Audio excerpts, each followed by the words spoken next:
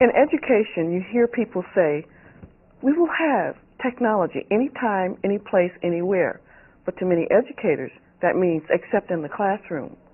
We work with children who have grown up digitally. To them, technology is a part of their natural world. But we have teachers who have no understanding of the way in which technology can be used in the classroom because they have no technology. They have no use of it.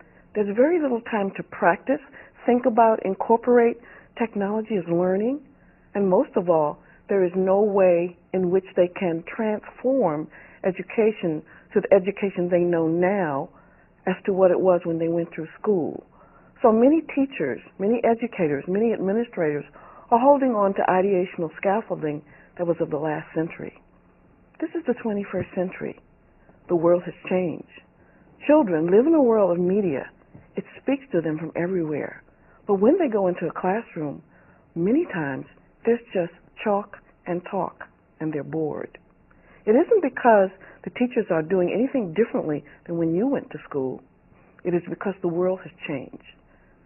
The media speaks to children, but there is something that media does for children that's even better. It allows them to be creators, producers. It allows them to think about things and analyze.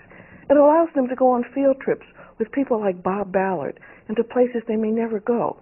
It allows them to talk to astronauts. For teachers, the same thing happens. Instead of being relegated to professional development by one person in a system who may or may not know everything there is about science, there are people from NASA. There are people from National Geographic. There are resources from many different organizations.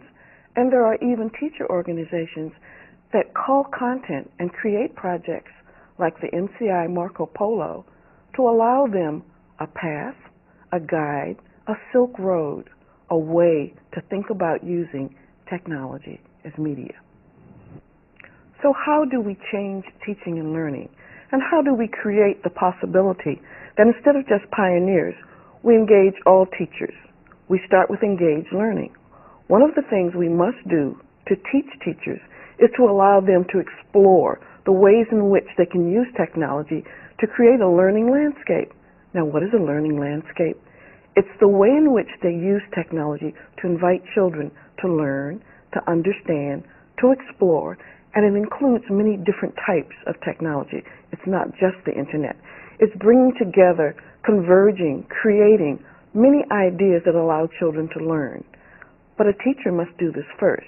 A teacher must learn how to create pedagogy using resources that are available to him or her in their own learning landscape, in their own geographical setting, in their own style of teaching and learning.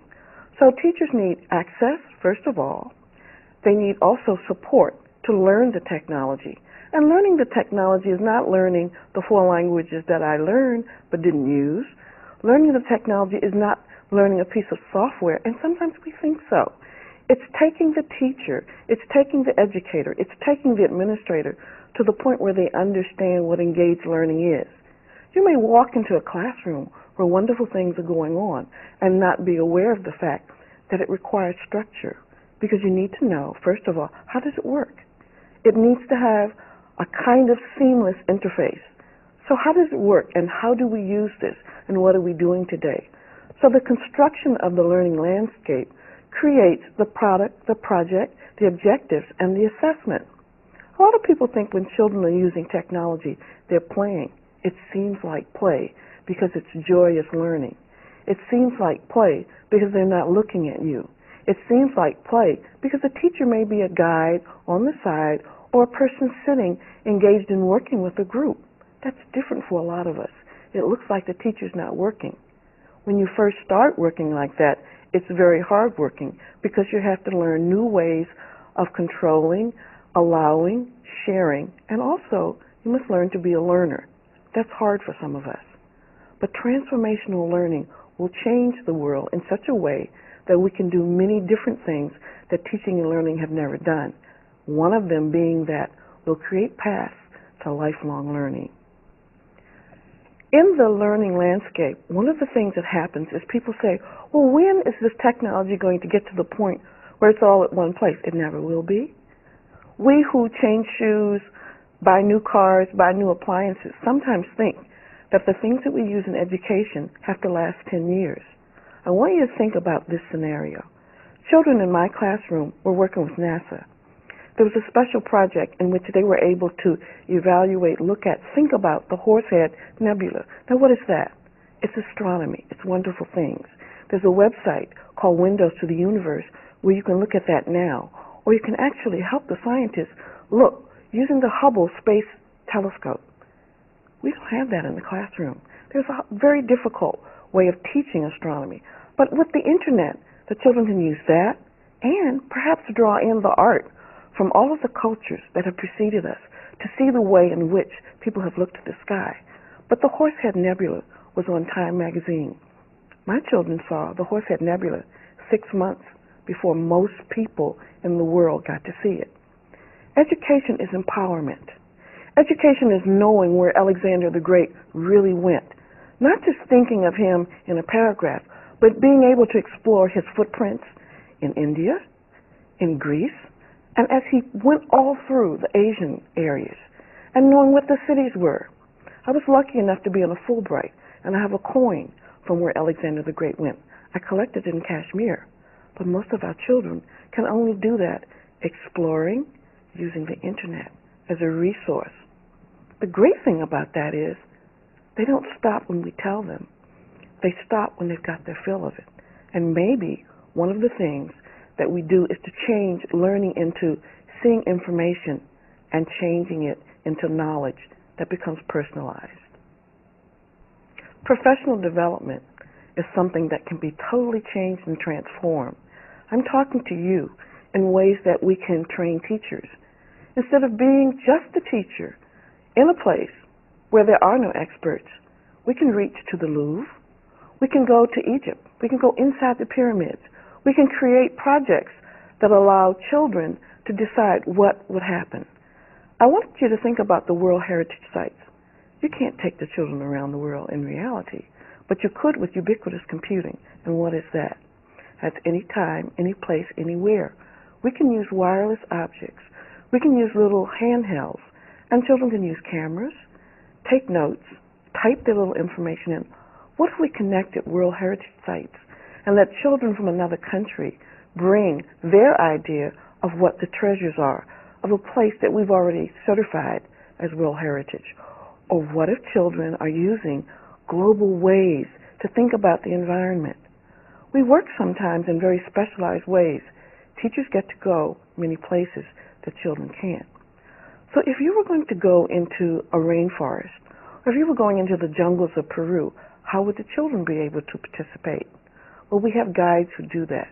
We have people who have created information ways in which children can make decisions, ask questions, and begin to explore not just learning, but careers. That's the new facet that happens.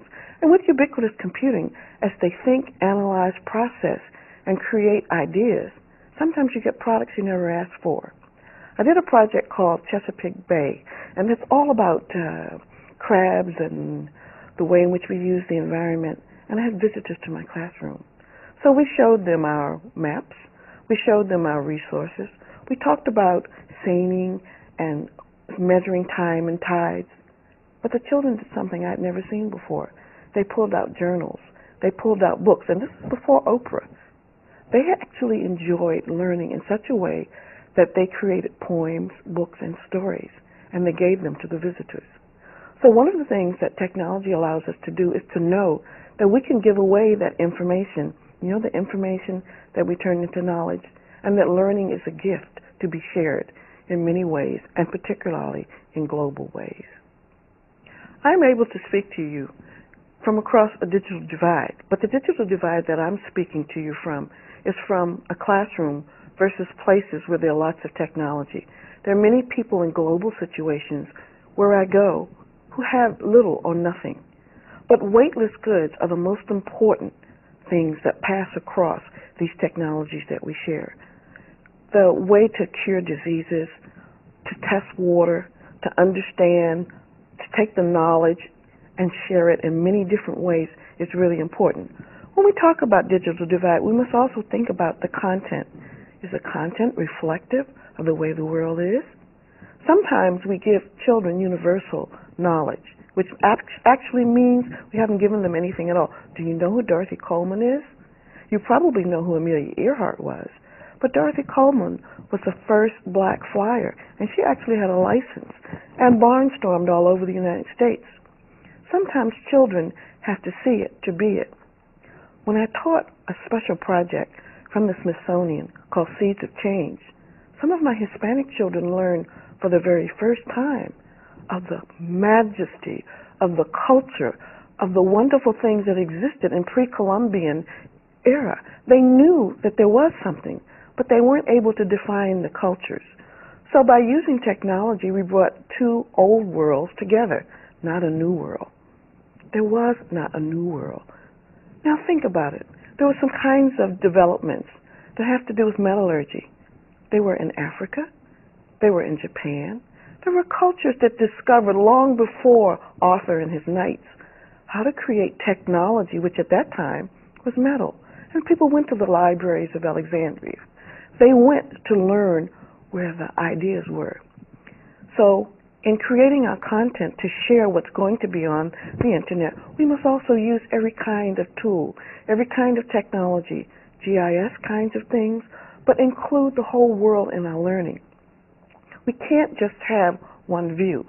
How exciting it would be to use one topic and to allow children from all over the world, as in Global SchoolNet, to share their learnings.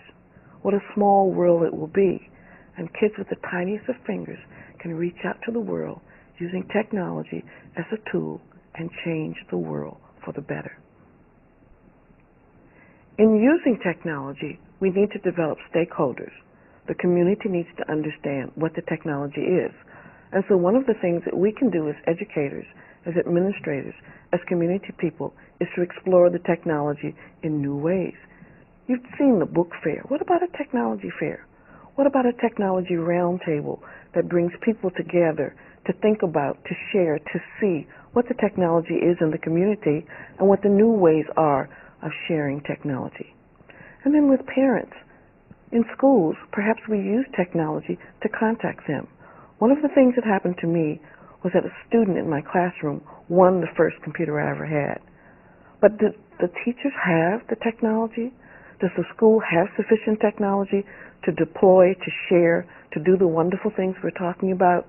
Sometimes a lab is a pencil down the hall, and it's a little difficult to use because the time constraints make it difficult. We say in America that there are 95% of schools wired, but wired to what? And how many classrooms actually have technology? Have parents done an audit to see what there is and what might be needed? And do teachers have the tools to take home? There's very little time in the school day all over the world as I work with teachers. The time that they have in the classroom is precious. So do they have the tools to explore, to think about, to create in ways which make it possible for them to understand it in a ubiquitous way? And then the third thing is we must remember new technologies. While we're thinking about technology as the internet, while we're looking at distance kinds of education, there are new things coming down the pike. There's a project called the Virtual Cave. I don't know if you've ever been in one, but it's fantastic. We don't want to think backwards. We want to think forward. The virtual cave, you stand inside. It's an environment, and you change it. Perhaps one day one of you will take that virtual environment and bring the Elgin marbles back to Greece, or create a trek down the Silk Road that will allow children to explore the three-dimensional parts of what it is that they are seeing. The virtual cave can also be an environment in which we explore the human body. And then there's the immersive desk. Teaching weather can be one of the most boring things without technology that you can think of. But the immersive desk, you can put your head down and see the physical part of the country that you're looking at, and see the vectors and the systems as they pass. We may not get to that immediately, but we need to think about that. In the meantime, children will gleefully find the hottest and the coldest part of a playground, look at weather systems, collect information from parents and people who know what the history was of the weather in their area. and perhaps connect with a classroom that's experiencing some type of weather that they can share. Technology brings a face to communication. We have done some types of video conferencing. Do you know the iGrid? I sat in Access Center in Washington, D.C., and I saw faces from all around the world. We could see each other in real time, but that's next generation internet. Remember, as we work in the new technology, we must also look forward. We must also think of new applications. Perhaps the children we're teaching now will think of the new applications, because it's not just PowerPoint. It's using PowerPoint, HyperStudio. It's learning to use, to nuance the technology, to push it to the point where the technology is invisible and but a tool.